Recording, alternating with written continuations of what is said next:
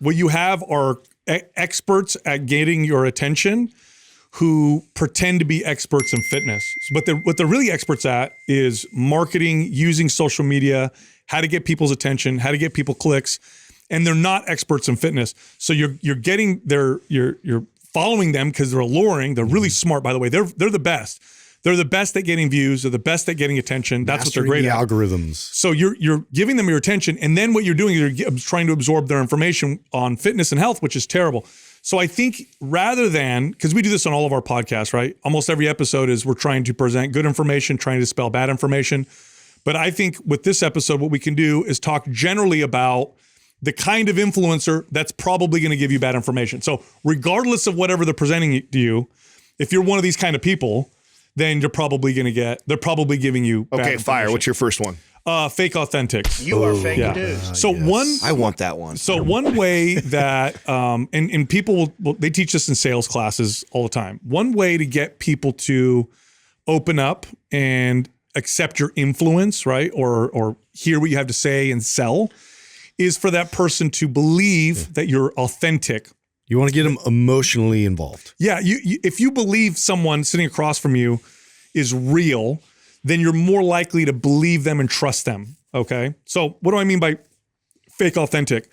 Fake authentic are people who use social media and what they do is they present what's called fake vulnerability, but the way you can sniff them out is say to yourself, for example, I'll use a good example, like the people who cry on their social media posts, like, oh, I'm so sad. Here's what happened. I'm having a terrible day. Yeah, but by the way, I want to make sure I cover your ass here because you're not saying just like anybody who starts crying on social media. It's somebody who is actually like picks their phone up and is recording it right. And then posting Not somebody who's been talking on their live story for 15 minutes and they get to someone a part. hits them with the story. Or they get to a part where they share some childhood trauma or something, and then you see it comes up naturally. It comes up in that. Yeah, it's the person who is already crying and grabs the phone and then even a picture. I've even seen where just a picture of the person who's like, I had a terrible day. Mascara today. just running down. I struggle with food issues just like you. Here's a picture of me struggling with food issues, or here's a picture of me, whatever.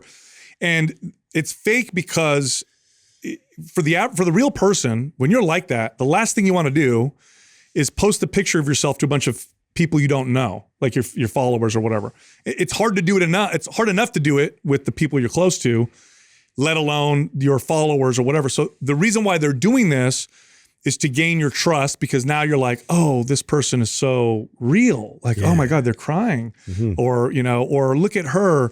She posted a picture of her period blood because it went through her pants, and oh my God, it's so embarrassing. Like, who the hell posts a picture of that and uses that as a way to? So these fake authentic people, really what they're doing is they're using an effective strategy of appearing to be real so they gain your trust, they can sell you bullshit. And and you see this all over our space. I mean, I would include like, fake naturals in that category too, is people that are, pretending to be all natural and saying that they don't take anything, like the Liver King, and people that have gone out there and, been so staunch about, I've never touched steroids in their life. And you're like, come on, dude. And then it comes out that complete liars. Yeah, total liars. And that's again, fake authentics. And the information you're going to get from them is almost always going to be total garbage and geared really just around. And hey, even if they are giving good advice, that says something about somebody's character. Yep. And is that somebody you really want to be following, or really contributing money,